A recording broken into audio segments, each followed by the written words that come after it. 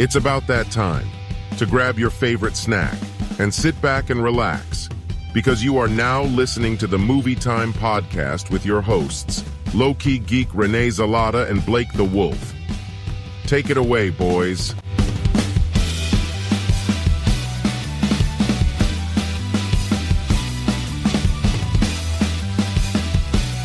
Hey, what's up, everybody? Brand new week. That means brand new episode of Movie Time. What's up, y'all?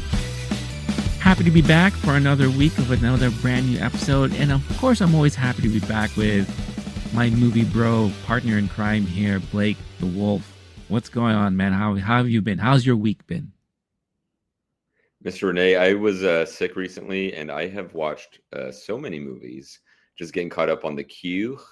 And then even before that was just going to see movies in theaters. I did 3 days, 3 movies. It's getting a little bit colder here in New York, so tis the season to really hunker down and watch a bunch of films. I assume you've been doing similar things with your time? Yeah. It's funny, you're having your own kind of film festival with theatrical releases. I'm having my own film festival because of New York Film Festival, which is, as of the recording of this, today was my last day there with my last screening this morning. So I'm a little tired because I had to be there at I got there at 8 in the morning to queue up in line to see Michael Mann's Ferrari. So stay tuned to the channel if you want to hear my thoughts on all of that stuff. It's been a fun 3 weeks. Press, it's like 3 weeks, which is nuts. And I think this is the most movies I've seen at any film festival. I think I've seen 21 movies. Wow. Yeah, which is insanity. That's good numbers. Yeah. And hey, I don't hate any of it. Well, maybe I hate one moment. This one bizarre movie I saw, which I kind of did it to myself. I'll just tell you. Now I need to know. If and when it comes out, Aggro Drift, be wary of that one. Interesting. Okay. That was on my short list of things I might try to see at film Be wary of it. Yeah. Be wary of it. Okay. Yeah. Because if anything, I would say don't spend money on a ticket for it. Once it hits streaming, you have to see it. You got to see it because it is a mind trip. I think I was laughing at most of it because of how absurd it was. I'm just like absurd, but I have a feeling they weren't trying to be absurd. Let's just put it that way. It is Harmony Korine, right? Like that's kind of their vibe. Is like they're kind of trolling audiences. Yeah, and I feel like good entertainment product at the same time. And I feel like and I feel like that's basically what happened here. I feel like it was a big troll of a movie, and somehow he was able. Is it a he or a she? Like I don't know.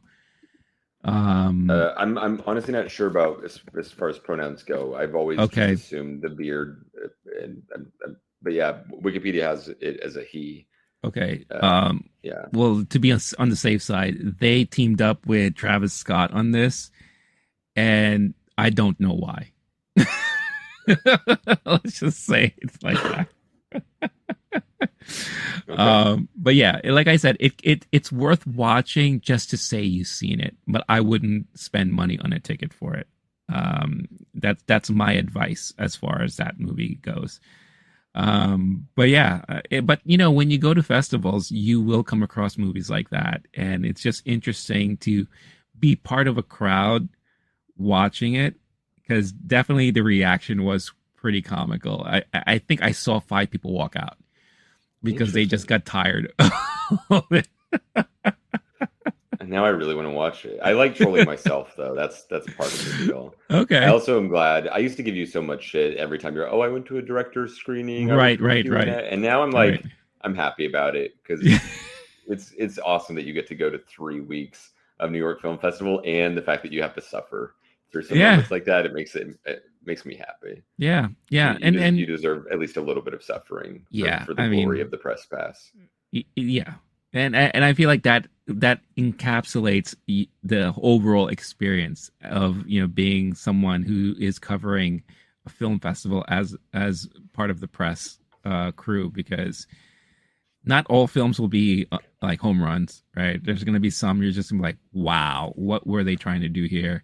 And then there's some where you know nothing about it, and that could be like a huge surprise. And all of a sudden you're walking away saying that was my favorite film of the festival and all that. So yeah, so I'll be recapping all that stuff for sure on the channel, and then maybe we can discuss it one week or one episode, just overall thoughts, because I will say there were a lot of other films that were featured in other festivals. Like right now you have London Film Festival going on. Toronto finished up right before this one went about. Chicago's now having their festival going on right now. So there are other movies that are making those festivals that didn't make this one. By the way, I have to say, you could tell the organizers of New York Film Festival were upset that Scorsese decided not to include Killers of the Flower Moon, because during a Q&A session with Pedro Almodovar, the director we talked about in last week's episode, he mentioned Killers of the Flower Moon, because in a way that's kind of like a Western, right? It's kind of like takes place in that time. And he's like, yeah, I'm so happy your audience here can screen my movie and Scorsese's movie. And then the guy jumped in and said, no, not in this festival. Interesting. Yeah, and Pedro's like, what? He's like, yeah, no, it's showing, but not here. Like that. He's like, oh, I'm so sorry. Pedro's like apologizing. Yeah, so you could tell they're kind of butthurt about it, because Scorsese has been supporting New York Film Festival for a while. So it is interesting that, but it's also an Apple film, so I have a feeling they don't have a relationship with Apple, unlike they have a relationship with Netflix and other studios. So I think that's one of the reasons why. So I don't know. But that's not true though, because, well, I don't know. It could be various reasons, whatever the case is. But it showed at London Film Festival, which is happening around this time. So there's a reason behind it, I guess. So I just think it's really, really funny about that. But the main topic for today is a movie that screened at New York Film Festival, and that, you know, believe it or not, Blake actually had a chance to see it much earlier than we did, and that is Maestro. So that is a movie that we're going to be talking about today, and I have a feeling a lot of people are going to be talking about this movie when it comes out. We'll talk about the performances and maybe some of the potential awards considerations here, because I do think there is good potential for all that stuff here.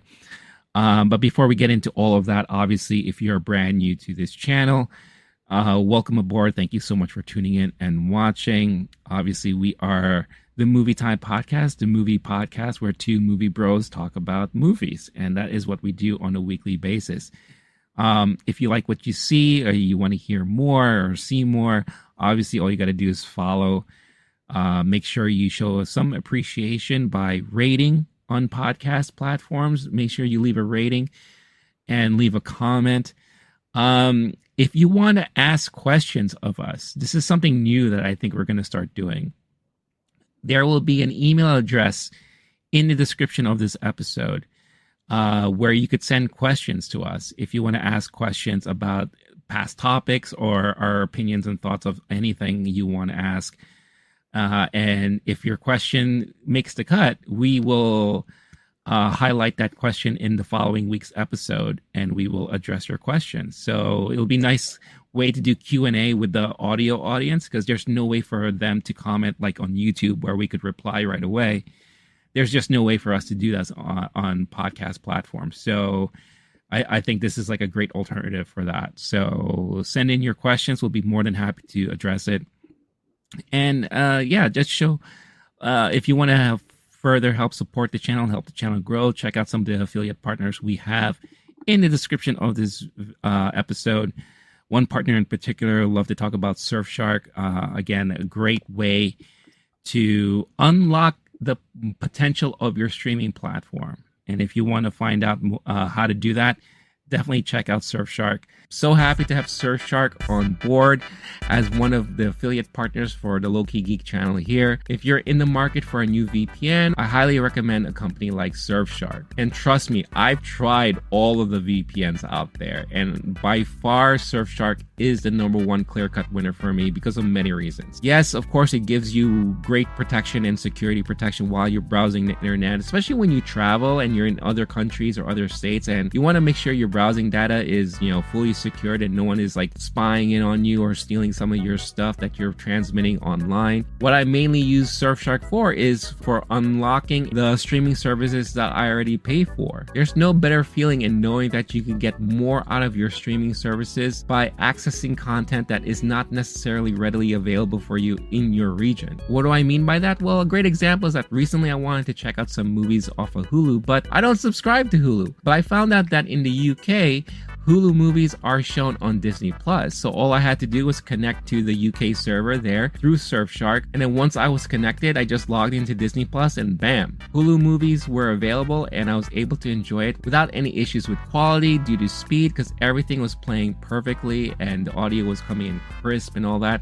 It's as if I was just watching it normally through my normal internet connection. But the main reason why Surfshark is by far the best is because it is the cheapest out there. And I can't stress that enough, where, we're all trying to save money here. And with all the stuff that we pay for on a monthly basis, the last thing we need is to add on an additional high monthly payment to our bills, and Surfshark will not hurt your wallet at all. As a matter of fact, if you scan that QR code you see on the screen right now, or you check out the link in the description of this video, you'll find out how you can get Surfshark for 85% off plus 2 additional months for free. Again, I can't speak highly enough about it, and I'm so glad I came across him, and I'm so glad that they decided to partner up with us here. So again, if you are in the market for a VPN, or maybe now you're more interested more so now to check them out for the first time, scan the QR code you see on the screen right now, or check out the link in the description and find out how you can get 85% off plus 2 months for free. Again, thank you so much, and if you do try Surfshark out, let me know what you thought about him when you do, and let me know your thoughts about the service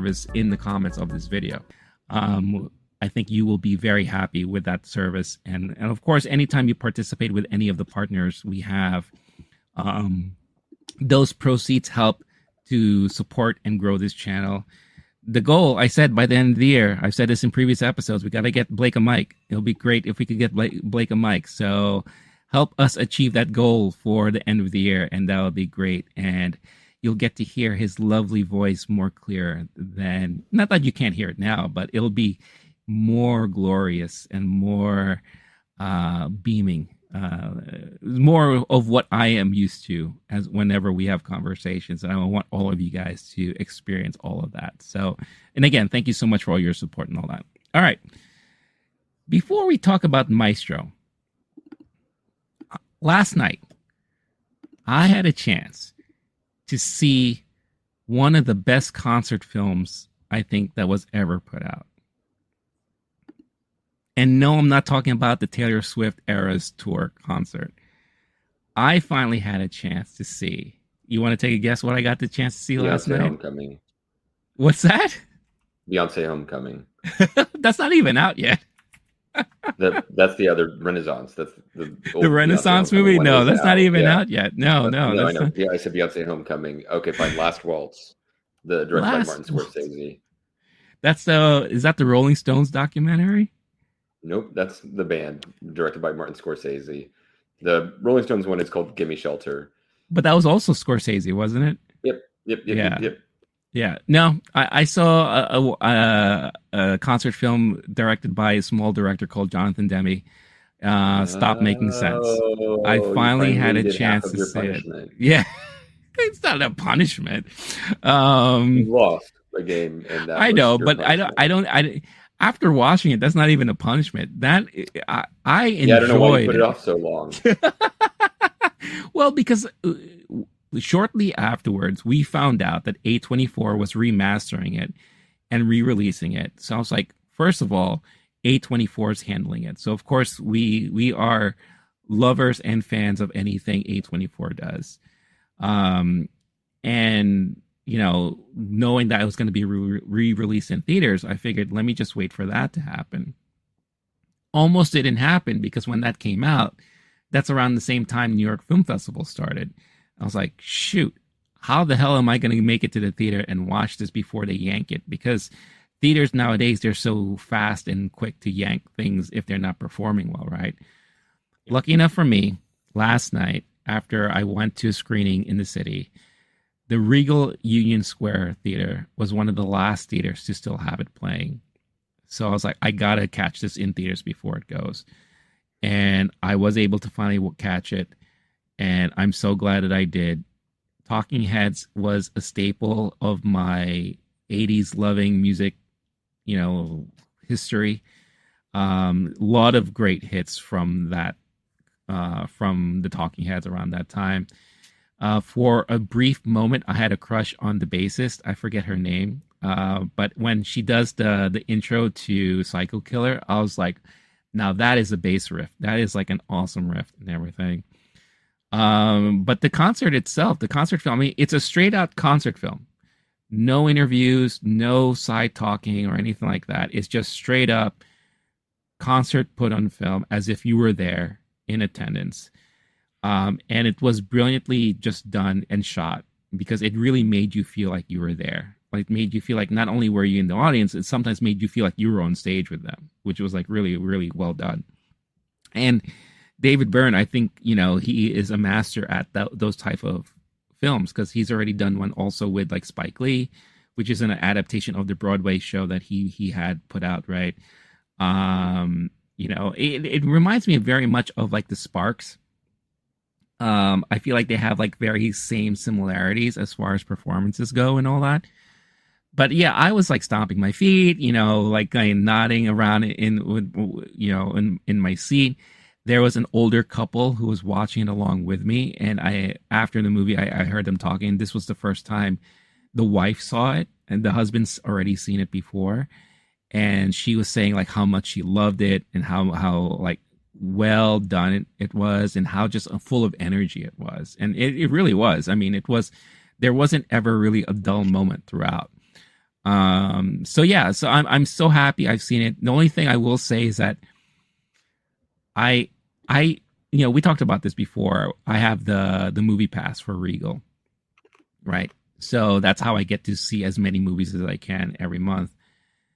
If I didn't have it and I had to pay for a ticket, I would have been very upset, because Regal Union Square is a theater that I've been going to ever since I was in high school. That used to be my theater of choice in the city all the time. I remember when there used to be a Virgin Megastore on that corner. So it would always be go watch a movie, then go hit up the Virgin afterwards, probably buy a VHS tape or a DVD or whatever the case is at the time. That was like a routine with me and my friends. Now, I haven't been there in years, so I haven't seen like the new upgrades or whatever. It is so fancy now. They have a bar in there. Like, everything has been redone, and the theaters themselves have been redone.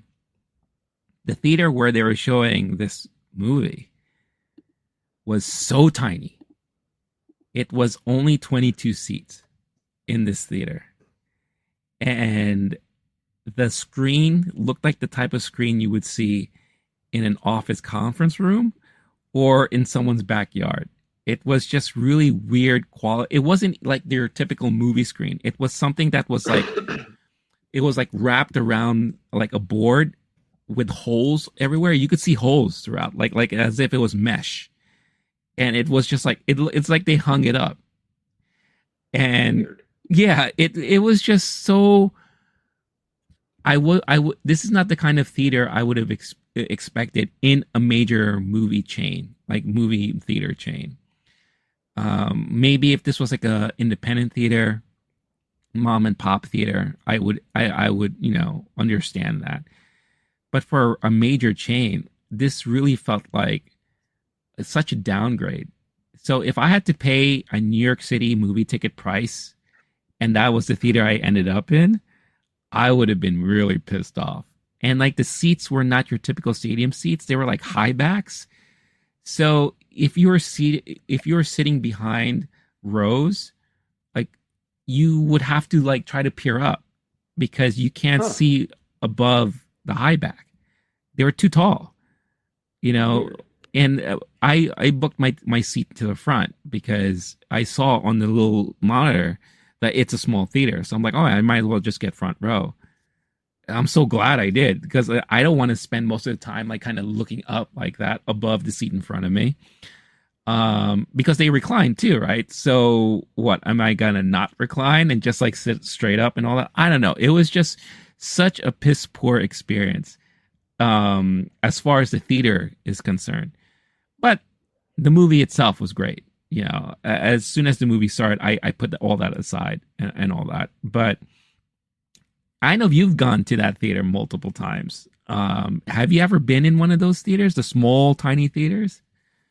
Yeah. Oh, I've been to that theater. I don't think I've been to one of the small ones because where you're saying it's like a projector size screen, a normal projector. Yeah. That's bizarre to me. Yeah. I've seen that at Quad Cinemas. Okay. It's maybe a little bigger than that, which I love that theater. And every now and then, like there'll be an indie that has a theater like that, but at a chain, no, I can't even fathom that. That's bizarre to me. I know that it's a nice theater. Yeah, and I saw it be redesigned and was very impressed by that, but not the actual small theater. I've only seen. I think anytime I would have gone in recent years, it would have been a big opening night. You know, the big blockbuster movie, and that's the best showtime to go see, kind of thing. Yeah, how weird. Yeah, I don't know. It was bizarre. I was not expecting it. And it's interesting, too, because, you know, I think it was a couple months ago, they made an announcement saying that they were going to close that theater. And then somehow it got saved. Right. I don't know if it was like an independent person who, you know, threw money at them to save it, or I don't know, whatever the case is. They're holding right now the Chelsea Film Festival in that theater. It looks like a lot of LGBTQ plus movies and films, which I thought was awesome. That at least it's getting a lot of use now. So I'm sure whatever deal they made, they tried to make it so that if this theater is going to be around, it has to be a part of something. It has to have like these special screenings or whatever the case is. So it's definitely getting used. But yeah, I just thought it was very, very bizarre, that tiny theater. But going back to Stop Making Sense, and I don't remember if we talked about this or not. What made this one of your favorite like concert films? Because you talked very highly about this, and that's why you wanted me to watch it. So what was it about it that really struck you?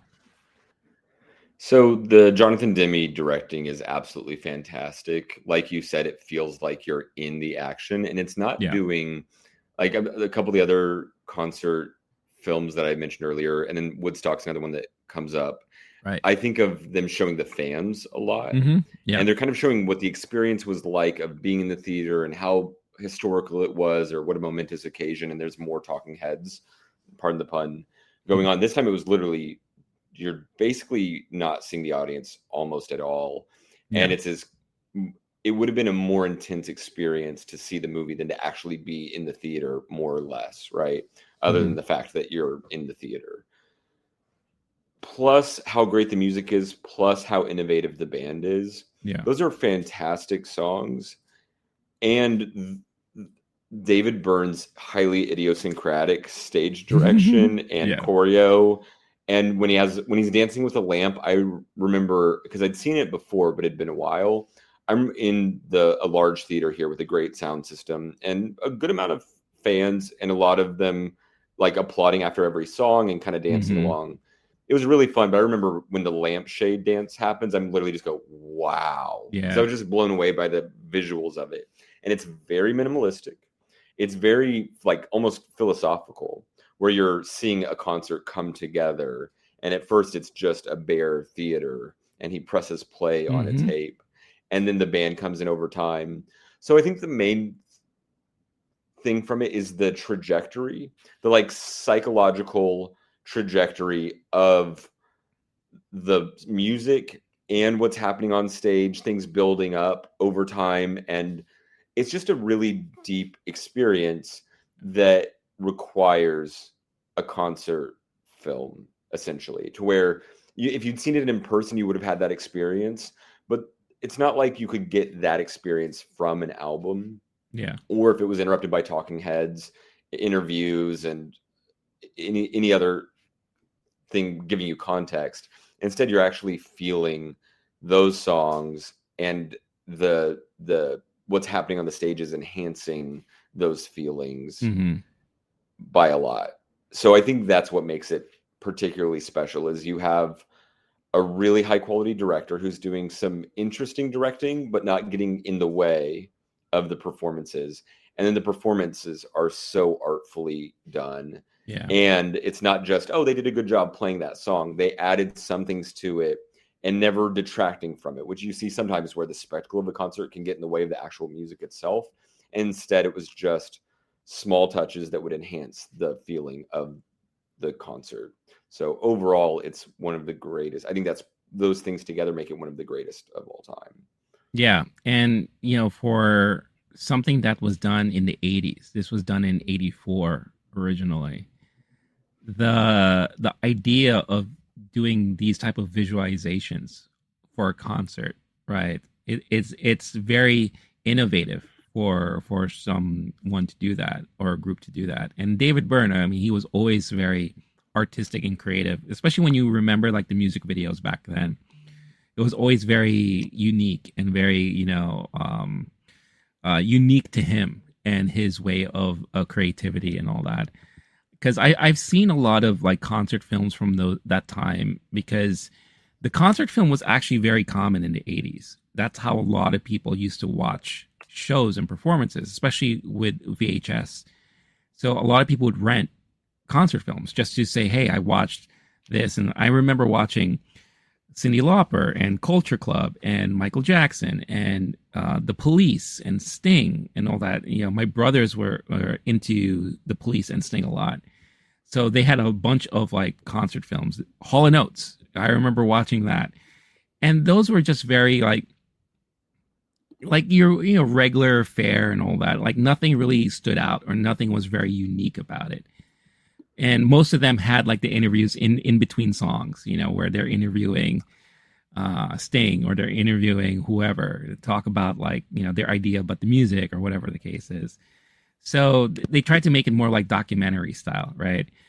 Where this is just pure on concert film, and it was just so nice and fun to watch it. And, it made me feel like if I was at an age to go to a concert in 84, going to like a Talking Heads show, that's what I would have experienced when I was there, which was like so much fun. So I can only imagine what people are going to experience this weekend with the Taylor Swift concert film coming out, because I'm sure there's a lot of people who weren't able to go to her concert, because I heard tickets were like $1,000 at a minimum. Which is nuts. But she sold out everywhere she went. She had multiple days in cities and all that. And now she gets to, share that concert with the people who haven't been able to go, or who went and they just want to relive the whole thing all over again. So I can only imagine the thrill that all of these people are going to get, who are all the Swifties are going to get to enjoy her concert this weekend. So I enjoyed the Talking Heads, and I think that's pretty much good enough for me. I'm not a big Taylor Swift fan, so. Well, I'm excited for you to see the other movie that you agreed to see months and months and months ago. Hey, at least I'm doing it. You remember I will what it's say called? that. True Stories, directed by David Byrne. It's the That's movie it. he directed. It's very good. I knew that. Very good. I don't know why you would leave it off. It's very good. Okay. That's right. Yeah, you're right. You remember when you were like, hey, can you send me a link so I can watch that? And I found a link and I sent it to you. Yes. And then you watched it. What did you think? I didn't watch it. At least I'm being honest. At least I'm not like lying or anything like that. That's not, you don't get partial credit for being honest about not doing the thing you have to do.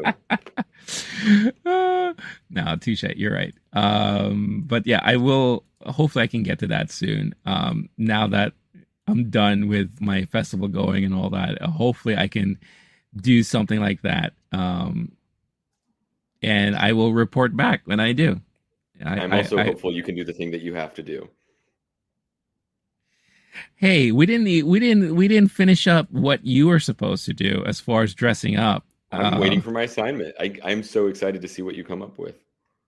Yeah, that's the problem. I don't know what that's going to be yet. So I know. I'm happy to hold up my end of the deal. Still waiting. For those who are wondering, I lost the box office budget guessing game we had, where we each guessed 10 movies. Mine did not make more than Renee's because he chose Barbie, which I thought was a dumb choice back then. And so now I have to dress up as he sees fit for a movie. And It will probably be a silly costume, not a cool, serious costume. We will figure it out. And then we'll see what happens. We already missed out on the whole Dick hat experience when you went to see Dick. So, I think one of the things we talked about was Aquaman. Like, not only do you have to go see a movie you don't want to see, but you're gonna have to dress up in some sort of like fish outfit or shark hat outfit or something like that. Maybe we'll put a fin on your head or something. Yeah, we'll talk about that for sure. Hey guys, I hope you're enjoying this episode so far, but before we continue, I wanted to quickly talk about Bulletproof Coffee. Bulletproof Coffee is my favorite coffee of choice to start off my mornings with. Why? Because it's clean coffee. What does that mean? Well, one, there are no chemicals in it. Why? Because they go through this multi-step process of making sure that all of their beans are fully clean and free of any chemicals, so that when you get the beans delivered to you, it is the pure beans, the pure coffee, the goodness that you've been wanting, the taste, the flavor, and the nutritional value as well, without worrying about any added chemicals or anything else put into the mix there. It also doesn't have that weird acidic taste that some coffees give you.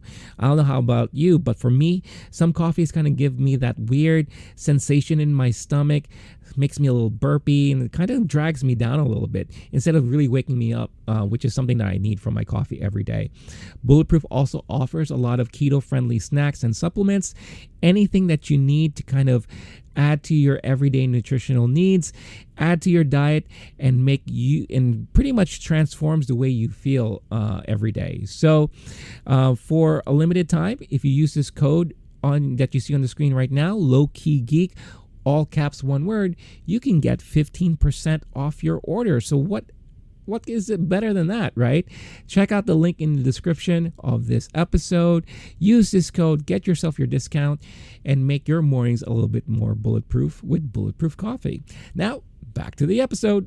Hey everyone, this episode's brought to you by Mint Mobile. Make sure to check out the link in the description of this episode or scan the QR code you see on the screen right now and find out how you can get unlimited data for only $15 a month. Save a whole ton of money on your monthly cell phone bill without sacrificing any of the quality. No contracts to worry about, you can cancel anytime, and the transferring process is so easy. You can keep your phone number or get a new one. Need a new phone? They got you covered as well. Over a year ago, I switched from Verizon without any hesitation, and it's not just because I found Ryan Reynolds to be a sexy mother. Shut your mouth. I'm just talking about Mint Mobile, but I guarantee you, if you give Mint Mobile a shot, you'll understand why I made that switch, and you too will be a happy Mint Mobile customer. So once again, check out Mint Mobile, link in the description of this episode or QR code on your screen. Check them out. Now that we're done, let's keep it within the genre of music. Right, so let's go into our Maestro conversation. So for those of you who don't know yet, obviously this is a movie that's not officially out yet.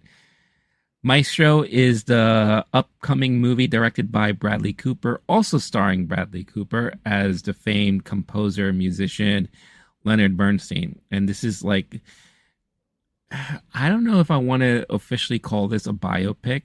I guess you could kind of do that. Why would it not be one? The only reason why I'm saying that is because Carey Mulligan herself is saying it's not. I read an interview recently where she's saying that you shouldn't look at this as a biopic.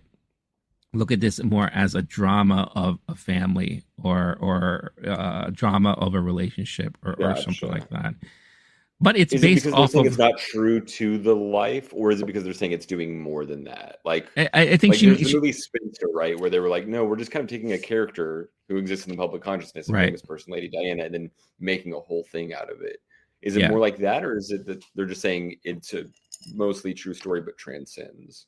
I think it. Interesting thing to Yeah, say, I 'cause think it's technically a biopic. Yeah, I think it's because, in her opinion, it transcends what a typical biopic is like. Okay, I'm not listening to Carey Mulligan on this. I'm Yeah, sorry. it's fine. Just because your movie is more than a biopic doesn't mean it's not a biopic. It's But fine. okay. She's trying to say that it's a very artful thing, and she doesn't want to tie it to that genre of a biopic, because I think we are so accustomed to biopics being like kind of dull and boring and kind of straightforward and all that kind of stuff. You know, I guess maybe in her opinion, a movie like JFK and this are very different, but yet they're within the same category, and she doesn't want that. You know, I don't know. Who knows? You know, the artist that she is. It does play with the genre too, but we'll get into that as we definitely talk more about how they handle that. Yeah, but yeah, like I said, like it is. Bradley Cooper plays Leonard Bernstein. Carey Mulligan plays Felicia Montague or Montalegre. Sorry, who eventually becomes his wife, and pretty much talks about their relationship, but also the rise of himself as a composer, and how that dynamic affects not only the relationship, but how it also affects the family as a whole, and goes off into all of those things like that. Anything that we say here shouldn't be a spoiler, because this is an actual person. This is stuff that's been already documented for years and years and years. Maybe some of the sexuality parts of it hasn't been fully documented officially. Or maybe if you're a fan of Leonard Bernstein, maybe you don't know a lot of that stuff. So maybe a lot of those revelations could be a surprise to you, but they do go into that. It does play like very heavy role in all of this stuff. You also have Maya Hawke that plays the oldest daughter, the oldest child, Jamie Bernstein. And then you have, other people in here as well. The movie starts off as an older Leonard reflecting on the past in a way, and then it kind of kicks into the early years, and then it basically goes chronological from there. And then they do a very interesting thing where they film it based off of the films that you would have seen in that period, where in the 40s and 50s everything's black and white. Once we get into the late 60s, 70s, then we finally get the Technicolor look of the film, and then so on and so forth. So I thought Bradley did a really interesting choice there, and I thought it worked really well. You could tell Bradley is just a fan of old Hollywood, because that's how he approaches his filmmaking. We saw this already in A Star Is Born. Now we're seeing it again in this one. I feel like he's even more so in this one, where it's like a big tribute to not only Hollywood and old style of filmmaking, but obviously you're paying tribute to one of the greatest composers around. So sound and music play a heavy part in this film, which really, really transforms well. I will say that if you do get a chance to see this in the theater, you must see this in a theater suited for sound, because the concert performances, especially this one in particular where he performs at St. Patrick's Cathedral, which is probably the opus performance of the film, it brought me to tears. That's just how impactful and powerful the music was. And you could tell they paid so much attention to the sound and music to make it right. According to the sound designer, they wanted these performances live to film. So what we are seeing on film was performed live as they were shooting it. So this wasn't like a pre-recorded thing that they added in the sound later on. They performed live to film. So Bradley wanted that feeling of watching this live for the first time, like that, like how everyone else would have experienced it. So I thought that was a great choice, and you felt it. It was very impactful that way. Without further going into it, I enjoyed this film immensely. I thought this was a really well done film. Everyone who knows me knows already my experience with A Star Is Born. So I still need to revisit that, especially that given that that was like his directorial debut. I feel like it needs to be given a proper viewing from myself without any outside interference from Lady Gaga fans. But being able to see this just kind of straight up with people who appreciate film as much as we do, I really, really appreciated the fact that I got to see it this way. It was so well done. The chemistry between Bradley Cooper and Carey Mulligan were fantastic. I love that they didn't shy away from his infidelity in the background, which I think, if anything, that would probably be the most controversial aspect of the film, was all of that stuff. Especially, again, for those who are not familiar with him behind the scenes. I feel like that's what a lot of people are going to be like talking about, right? And will probably be surprised about. But I love the fact that they didn't shy away from that. But at the end of the day, it portrays a person who just loves his work, who loves, who has that passion for music, and at the same time also has passion and love for his family. But he also has a zest and love for life and love in general. And he kind of gets carried away, as any creative probably would get carried away and all that. And how that dynamic interfered with his marriage, interfered with his family. But it was not something that he can ever really stop, because that is him. That is who he is. So it's kind of one of those things where you should have known what you got yourself into, because this is me. And I'm not going to change myself for you, or I'll try to stop it, or I'll try to curb it. But he just couldn't, and I wouldn't say it's a downfall, but if anything, that would be like a negative impact within the family, and how it caused a rift and all that. But I just thought overall the movie was just really, really well done and well put together. And I highly recommend it to a lot of people. Blake, for you, who saw this very early on, and I know that because the type of screening you went to, maybe there were some things that were unfinished, or maybe some things that may have been changed around. I don't think so.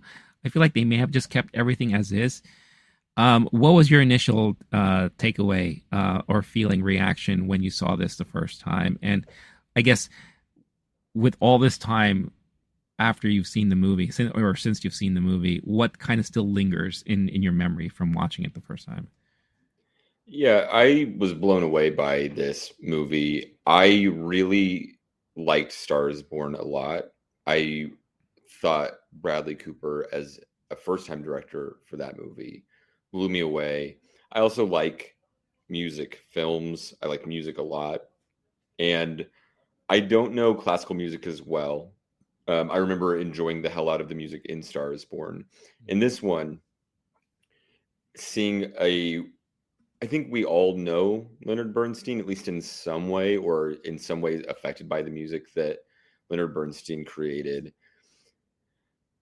Seeing Bradley Cooper playing that role and doing a full transformation so expertly, and I think did a great job directing the film. I remember there's certain moments from the movie that are still in my memory that I really want to go back and see it again and appreciate anew. And it's been bothering me that I can't see that movie again.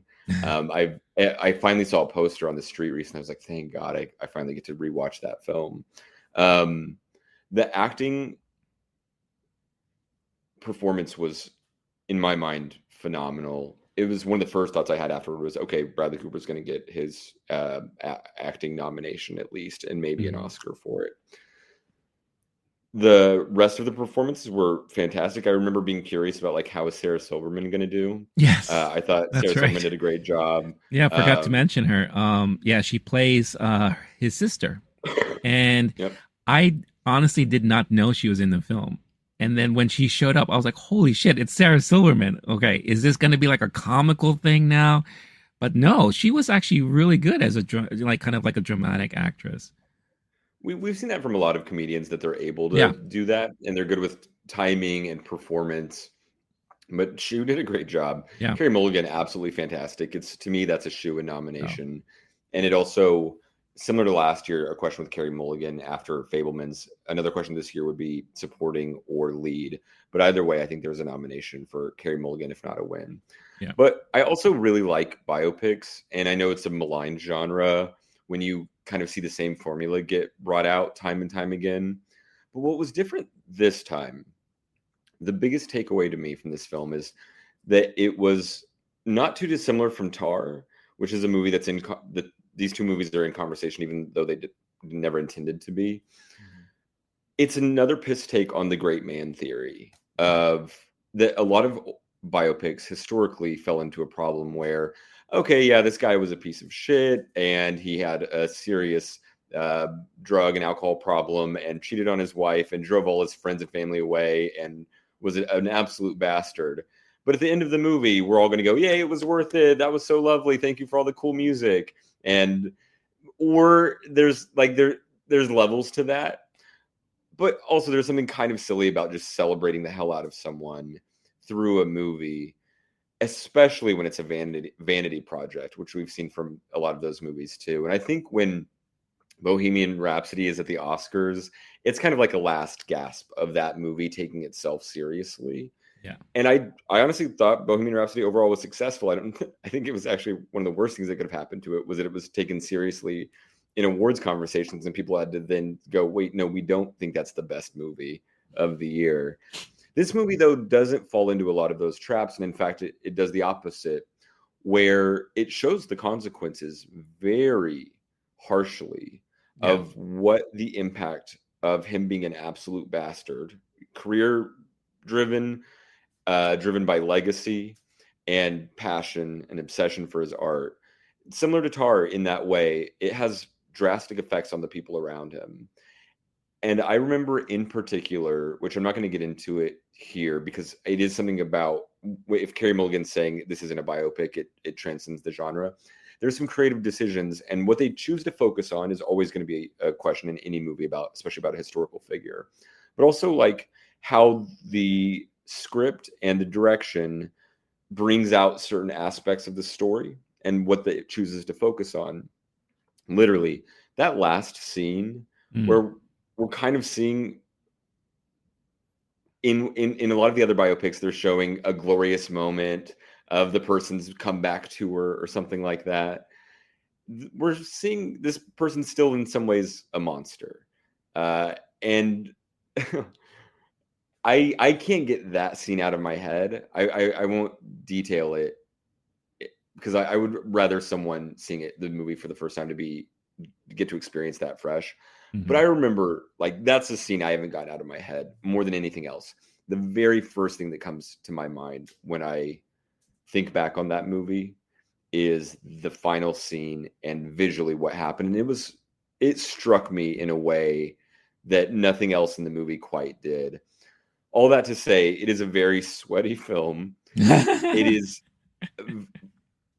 is, you can see the amount of effort that Bradley Cooper is putting into it. And this is an intense creative character who's talking a lot, staying up all night, lots of coffee and cigarettes going on, and so much passion. I think Bradley Cooper's really good at playing that dude who's just too intense and too smart. And has a certain charisma and charm and is able to kind of get his way with people. Bradley Cooper's made for that. And then as far as the directing goes, I'm still not quite sure because it's pretty different from Star is Born in a lot of ways. I want to see what he does with future directing decisions, but it was another time I said, holy shit, this guy can definitely direct the hell out of a film. I want to hear more what other people think once the movie's out. And I could see people being kind of irked by it. I could see some people saying, oh, it's no Star is Born. I could see people saying, oh, he leveled up. I honestly am curious what the general consensus will be. Personally, I think it'll be a difficult year to get a directing nomination. It's possible for this film, but overall, my impression and why I'm excited to see it again is all of those reasons, that between the performances, the script, and the story that they're choosing to tell and how they choose to tell it with the directing all throughout the film was expertly crafted, and sometimes a difficult watch, but definitely a thorough movie experience for sure. Yeah. So it's interesting that you kind of brought up the whole, like, you're curious as to what other people think and all that, because for a movie like this, especially for New York Film Festival, this was like a highly anticipated movie for a lot of people, because it's going to be the first time most of us are getting a chance to see it. You know, Bradley Cooper, I think it's well thought or felt within the industry that he is a student of Hollywood. You know, like, I feel like he kind of makes it so that he puts himself like in people's presence to learn from them. Like, I feel like he kind of does that. And it's interesting because when you see the trajectory of his career, this is a dude that was like on a TV show called Alias, right? And I remember when I first saw him there, I was like, I hate this guy. This guy just like, he just sucks. But that's a result of the character, right? But for some reason, I kind of just associated him with that character. And then we saw him like in Wedding Crashers, and he also played like an asshole in that one too. So I'm like, this guy just is probably like a biggest jerk and everything. But then when you hear him in interviews, he sounds like he's so appreciative of like the craft and appreciative of like all these creators and this and that and blah, blah, blah, that. And then you see him like sitting down or hanging out with all of these like prestigious members of Hollywood and everything. So I feel like he purposely puts himself in these situations where he learns from people and he shows appreciation and all that. And now it's coming out on what he does himself. He's very selective these days on what he does, right? And I feel like he also pays a lot of attention on directing now. Like, this is next level. This is how he levels up himself, is that this is what he wants to do. So me personally, I would say that this is definitely a level up from A Star is Born.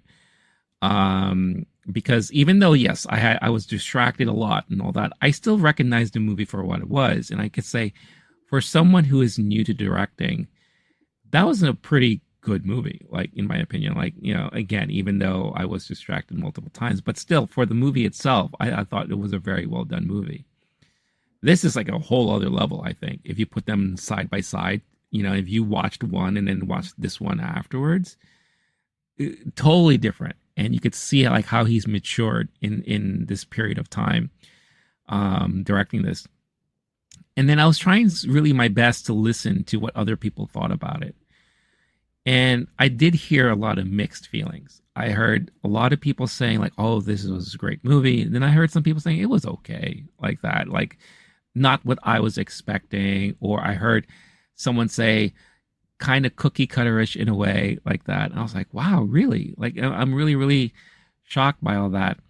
And now I'm looking on Rotten Tomatoes here.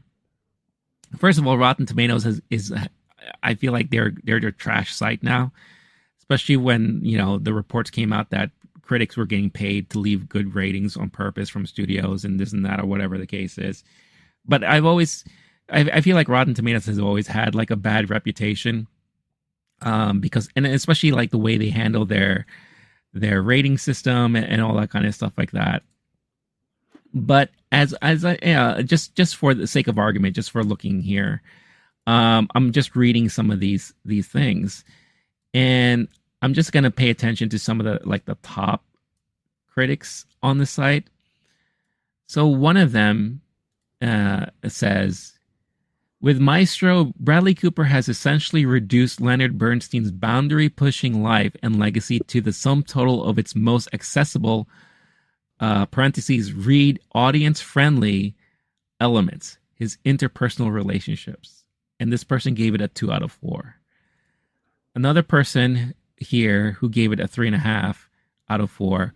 All that Bradley Cooper wanted to capture is on the screen. The actor who clowned through the Hangover franchise and aptly directed A Star is Born has created a work of art.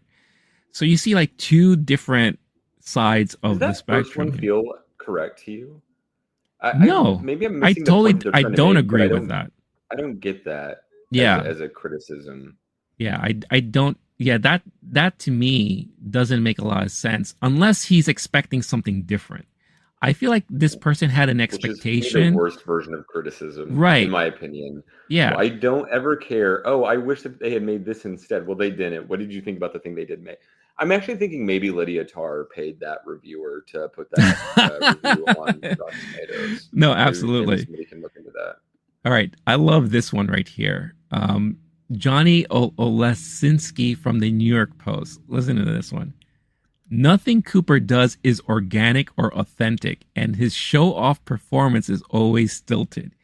He arduously thinks through every single choice. It's time to scream into a pillow, cue the laugh, ready, set, cry. This guy just doesn't like Bradley Cooper, I think.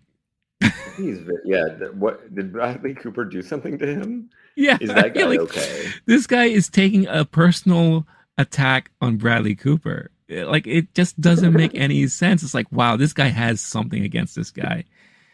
And then it was a sweaty film, and I honestly, there's a version where I kind of get that there's people who will criticize someone for being too much of a try-hard. Sure. And if you can see the effort, and in some ways that's the case, but also I think this person might be confused because this is a story about someone who is similar to that criticism of Bradley Cooper. Right. So I don't think you would necessarily want to take that away and show, oh yeah, Leonard Bernstein was a breezy dude. He didn't really care. He just kind of showed up, blah his way through life, and things came easy for him. No, this dude was fucking sweating his ass off through life, trying so hard to either be liked or to make something important and great. I think that's part of why we see in both Stars Born and this film. And yeah, in general, Bradley Cooper, it's not necessarily an entirely unfair knock. You're talking about how we know Bradley Cooper is the Wedding Crashers guy and the Alias guy. To me, I think of Bradley Cooper as the student at Inside the Actors Studio. Oh, right. Absolutely. Raising his hand and I have a question, and he asks a very serious question about how to be a serious actor. Mm-hmm. It's not necessarily incorrect, but I don't think that itself, that ad hominem, takes away from the movie. And if he were to keep directing and playing Bradley Cooper-ass characters, I think it kind of works. Like the guy in Limitless is a great role for Bradley Cooper. Oh, yeah, absolutely. I think that's one of the best things, aside from directing, one of the best things Bradley Cooper has done is chosen really good characters that Bradley Cooper can play. Right. Whereas some people would go, oh, I actually want to start playing the nice guy. I don't think that really and it doesn't work. For him. Yeah.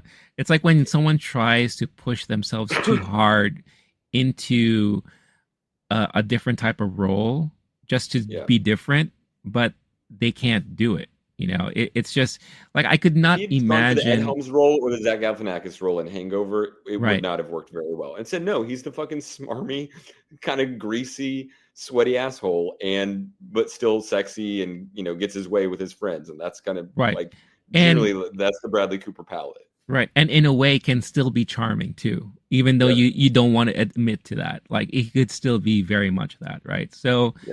Yeah, and again, like to go back to what you said about Bradley Cooper in the Actors Studio, again, that goes back to what I said before, is that he is a student of the craft. He is a student of this industry, and I feel like he is, maybe the better way to say it, he is a nerd like us when it comes to movies. He's in himself a nerd of the industry, right? So that's why he wants to know every little thing. He wants to pick everything up.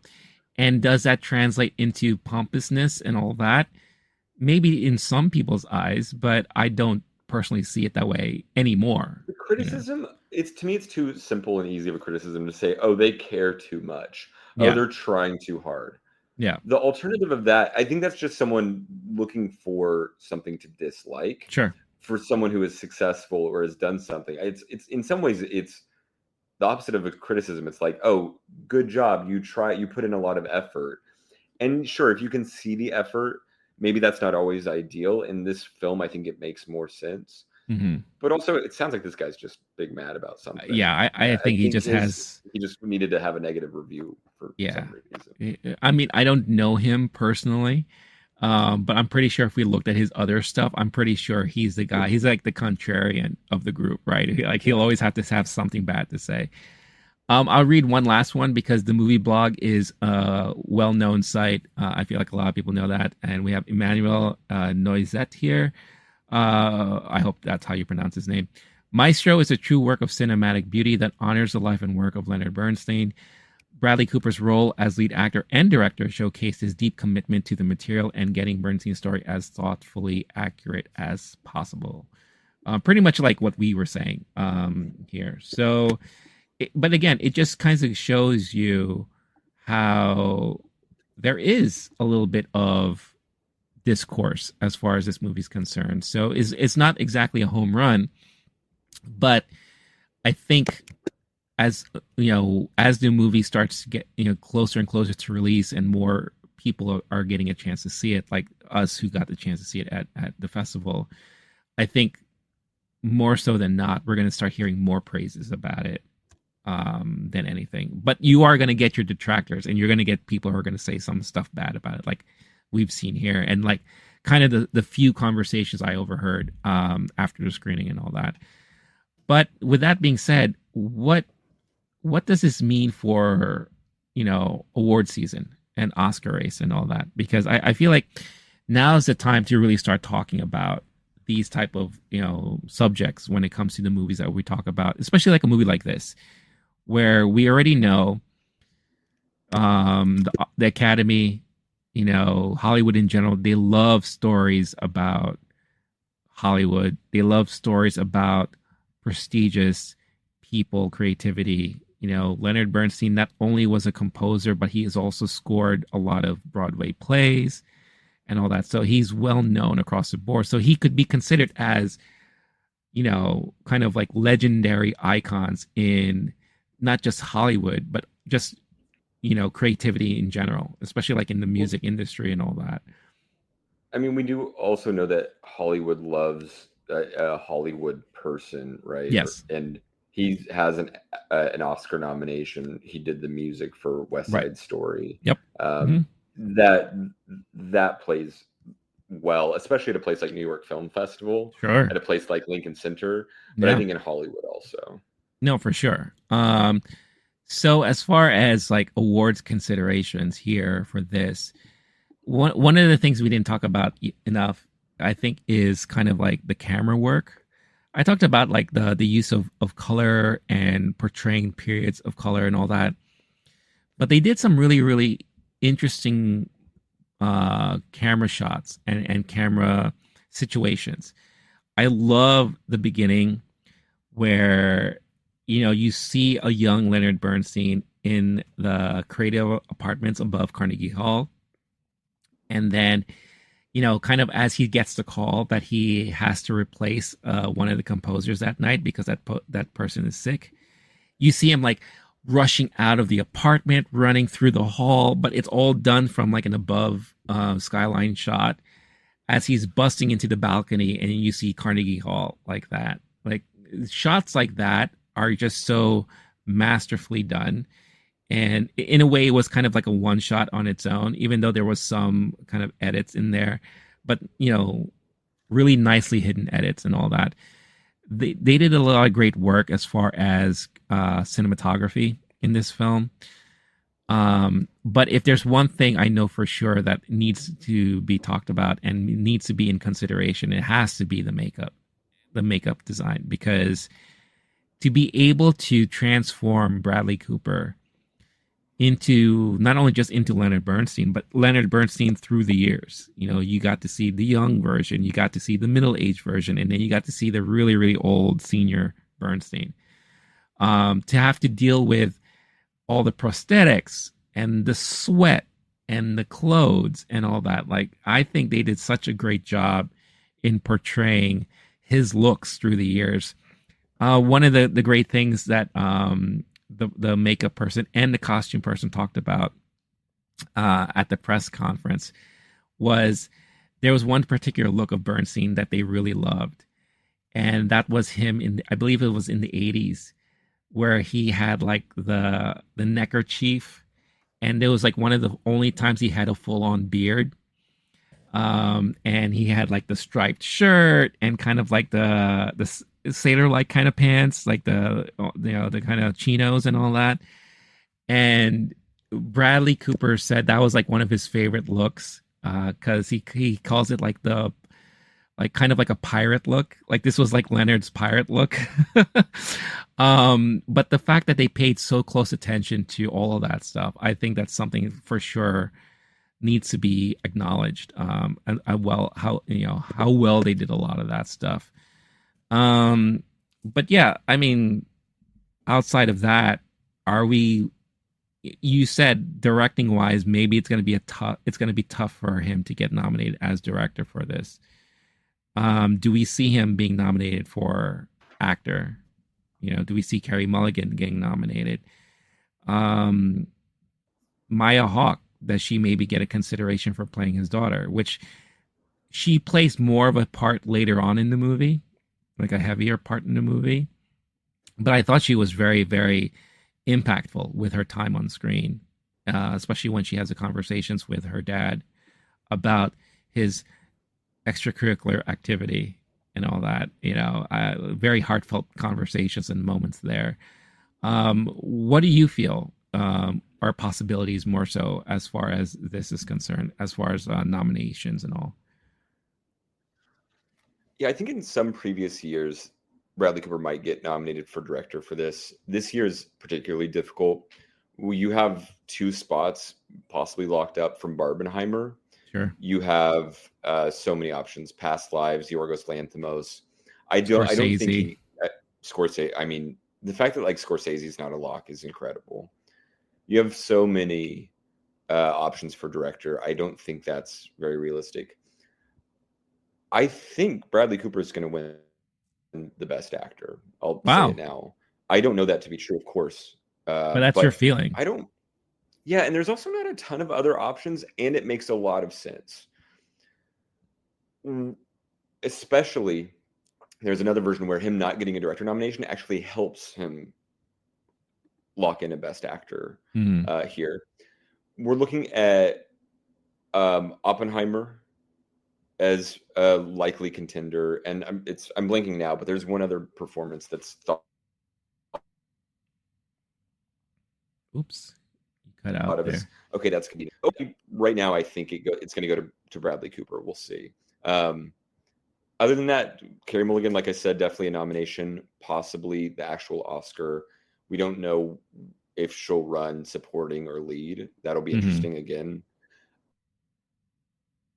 Maya Hawke, I'm not sure this gets many more down the line, but it's one of those performances. I could see it depending on how strong that category is and how things shake out. And what often happens with supporting is a movie will surprise people with that 3rd, 4th, or 5th spot, and all those best laid predictions.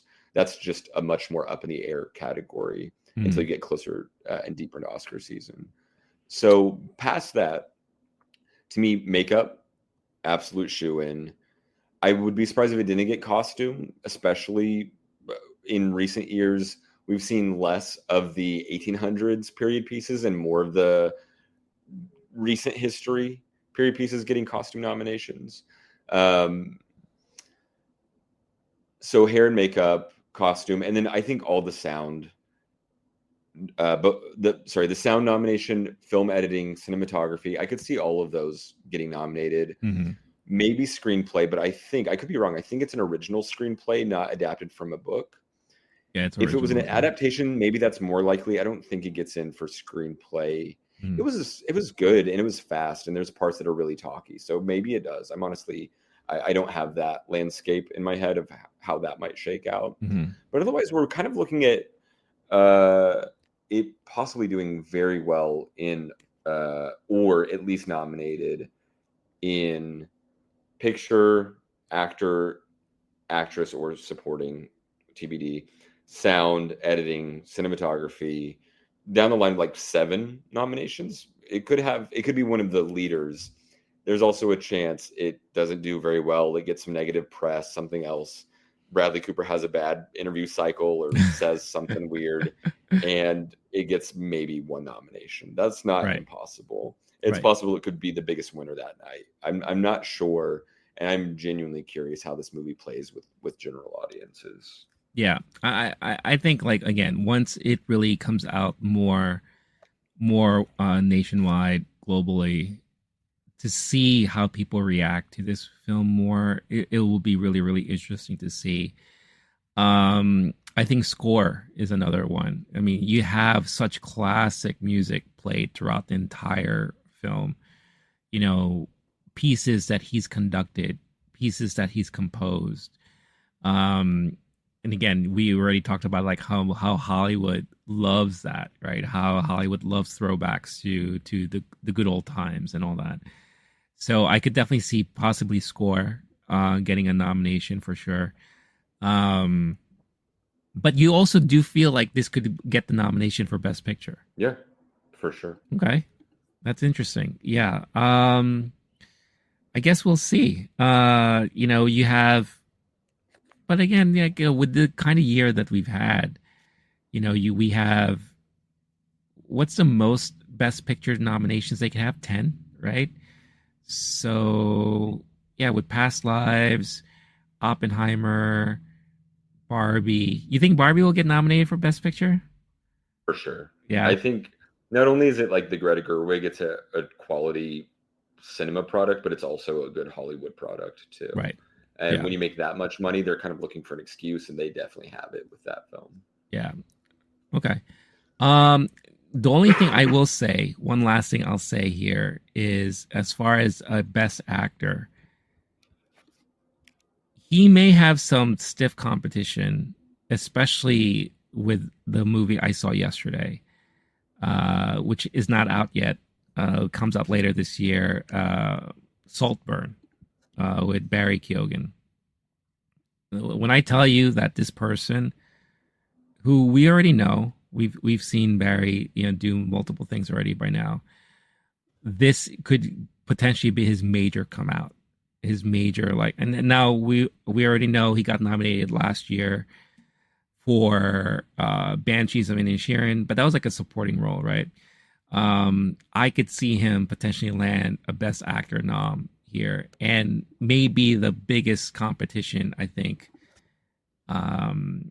Bradley will have in this category. Now, we don't know how Leonardo DiCaprio is either in Killers of the Flower Moon, right? So that could be another thing when we see that later on too, which I thought, I could be wrong. Maybe this is old news, but I thought Plemons turned out to be the lead of Killers. Oh, is that right? There was a something like that. Huh. Or it was, one was going for one role, but then they got something like that. But my understanding is that Leonardo DiCaprio is going to be the poster person, but that Plemons has a bigger role. That might be totally inaccurate. But definitely between those two dudes, I think we're looking at 2 nominations for supporting and lead, however that goes. Yeah, it could be like a situation like Banshees was last year, where he had multiple nominations from one movie, right? So I could definitely see Lily Gladstone getting nominated, because no one can stop talking about her performance in this movie. So that could be interesting. Carey Mulligan's in multiple films this year. She's also in Saltburn in a smaller role. So maybe the fact that she's in multiple movies, you know, how that kind of highlights a performance, right? Because it's in everyone's mind. Oh, I saw her in this, I saw her in that. We've seen that already before, where if someone has multiple films in one year, they could potentially get nominated just for something. Same thing could be said about Paul Mescal too, who has multiple projects this year. So, but yeah, it'll be really, really interesting. But I do agree that I think Maestro will be a big talking point, especially for award season and potentially Oscars there. But again, it all boils down to what's the reception going to be like from other people once this movie is more out there and more readily available. So yeah, any last things you want to share about Maestro and this film and anything about it?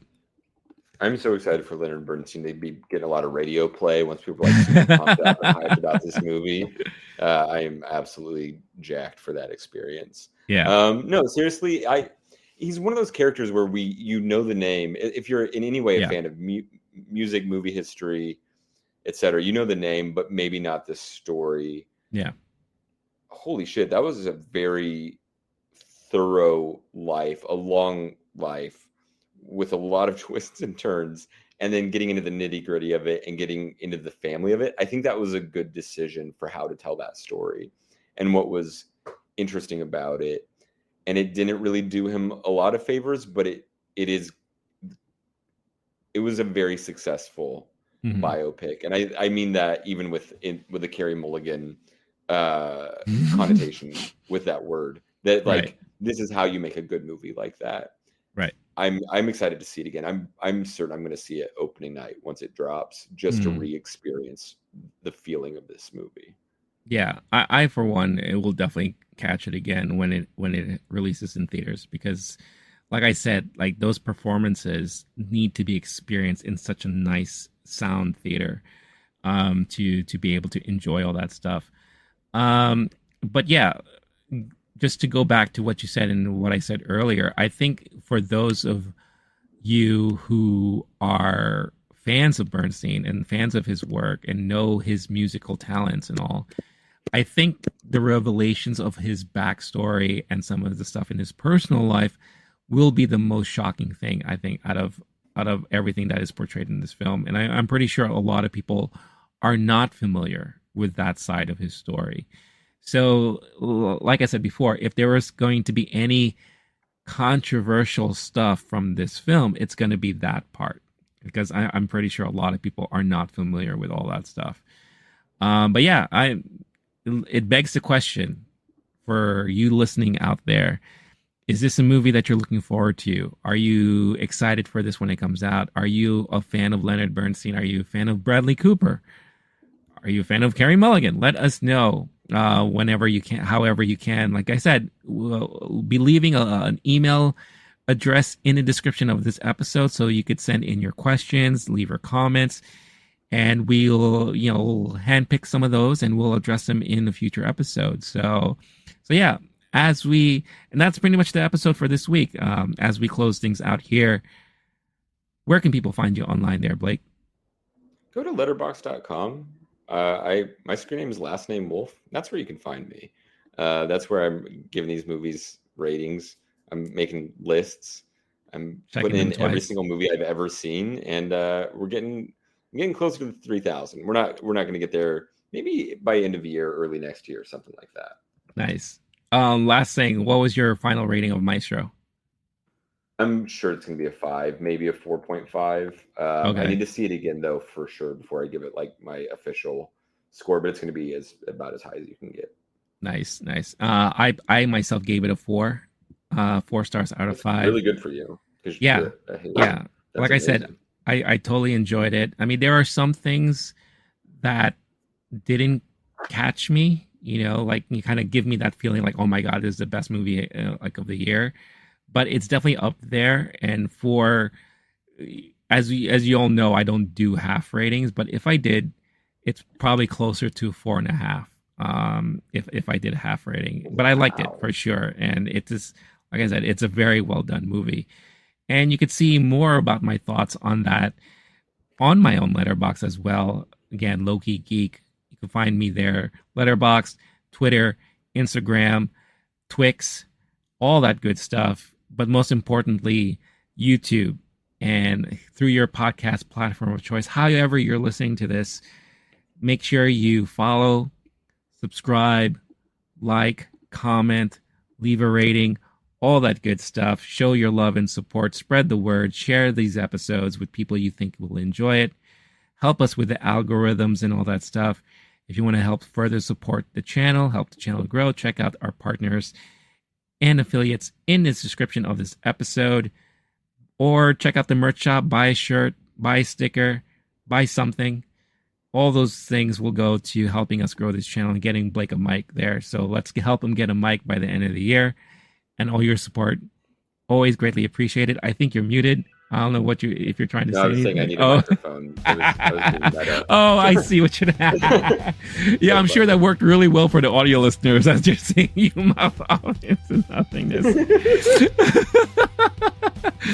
But with all that out of the way and all that said, this has been Movie Time. I've been Rene. That's been Blake, still mouthing things off there, pretending he has no mic. Thank you again for tuning in and for listening and or watching. Stay cool, stay classy, stay safe. We will catch you all in the next one. All right, peace out, everyone. Bye-bye.